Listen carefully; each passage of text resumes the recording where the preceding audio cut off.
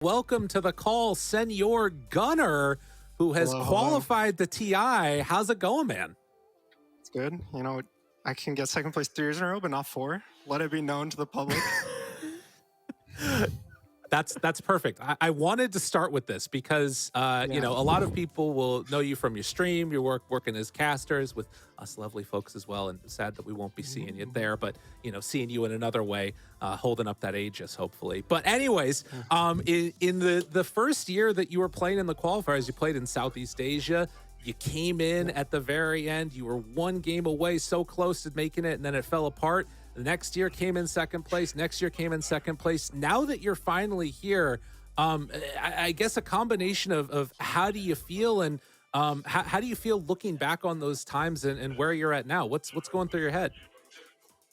I mean, it feels really good. The team it's very fun. With Hector's a really fun guy to play with. I actually really enjoy it. The communication in the game is like so much more fun. It's like compared to a lot of the teams I've been on. Because he just says like some crazy stuff sometimes, and he'll be like, guys, just buy me a pipe, just use everything on me, I'll carry everything, and he just keeps yelling about like solar me, pipe me, force me, just everything we need to do. And so it's like he'll be like, buy arcane boots, I need mana, and then Yamson's like nature's prophet, like, okay, I will buy arcane boots so I can TP across the map to give you mana. It's just so fun. This is the Stinger and Schofield effect right here. Now I understand. Yeah. I get it now. Yeah. That's awesome. Well, cool. It's good to have clear directions, I guess, in a team as far as what you need. And yeah, that's great. I love that.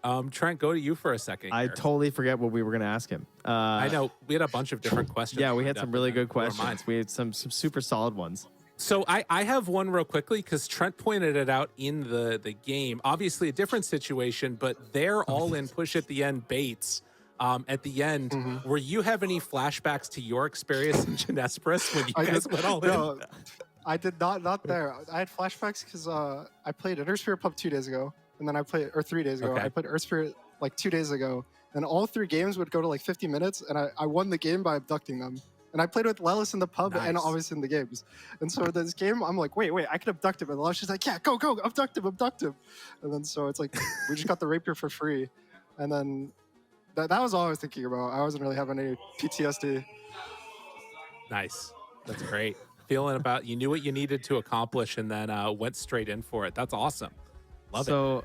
I guess for now, what is the plan for you guys? I mean, I know it's early, but have you discussed at all like ideas about like heading into TI? Like what sort of a prep situation are you guys in? We have IESF, so we're flying to Romania tomorrow.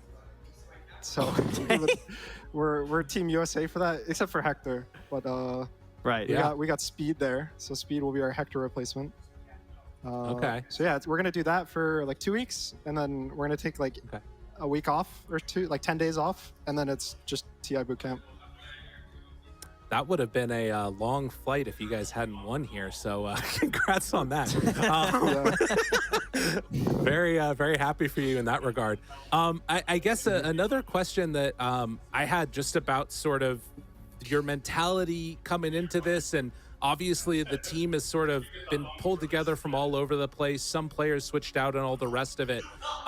How do you feel like your team is sort of fully grown at this point? Do you see that there's going to be like more areas that are already going to change a lot? Or do you think the dynamics that you have in the team right now are pretty much what they're going to be at this stage in terms of like how you play with each other? Yeah, I think this tournament was like a huge learning experience because we didn't really get much time to scrim. Because it's kind of hard to scrim with Hector when he's in Peru because we usually only play European teams. So we had to wait till we could fly him to like the US so we could scrim together. So we didn't really have that many days of scrims. So a lot of the learning kind of happened here, which I think if you kind of watch our run, it gets like, it was really sloppy at the start, I think. And every day it was just a little better. So yeah, I think there's a lot to grow. I think Yamson, I think he's like really good, but I think he needs more like time. I think if we give him like till TI, he'll work on like laning and just like confidence, I guess. Because I think he's really good. So, and just even like talking with Hector and like working together, like sometimes there will be points where it's like miscommunication, like go back, go forward, like very quick things. And so I would say this is, not. I don't think this is close to the peak. Hopefully, I think we have a lot to improve, and I think it's also easy to know what we have to improve. Is it still weird playing against Dendi mid and then just fighting Dendi for a TI qualifier spot in North America? It was, yeah. Before, when we saw them in the finals, the first thing Gibson said was, "Bro, imagine if it was 13-year-old me and you told me you got to beat Dendi to go to TI." And I was like, if it was 13-year-old me, I'd be quaking in my boots, honestly.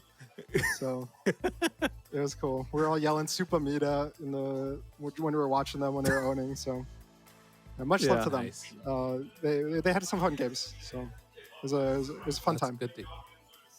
That's good to hear. I guess one last question that I want to leave off on. I don't know if you have more, Trent, but Let him go party.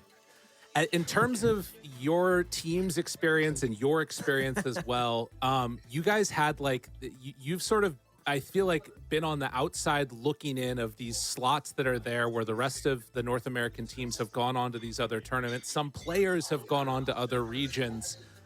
Both, what is it that made you want to keep staying in NA? What is it that you sort of were leaning on? And then what do you have to both say to your fans and then also the other people that might be looking at you guys as inspiration to make it further as well in the international scene? This is the eventual end up of the Four Zoomers roster we made 3 years ago. So I mean, it was pretty cool, kind of just the whole evolution of it.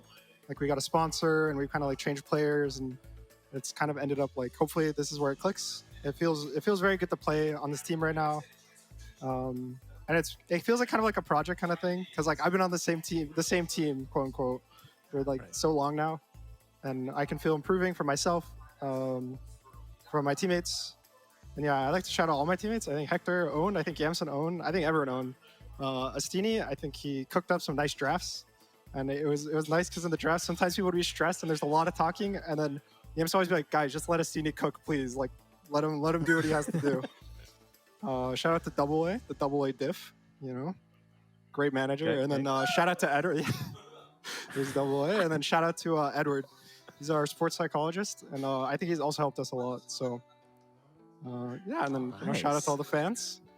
It's a pleasure. Hopefully, we give you more enjoying games. I know this qualifier, our games were pretty enjoyable, so I hope they're more enjoyable in a less sloppy way.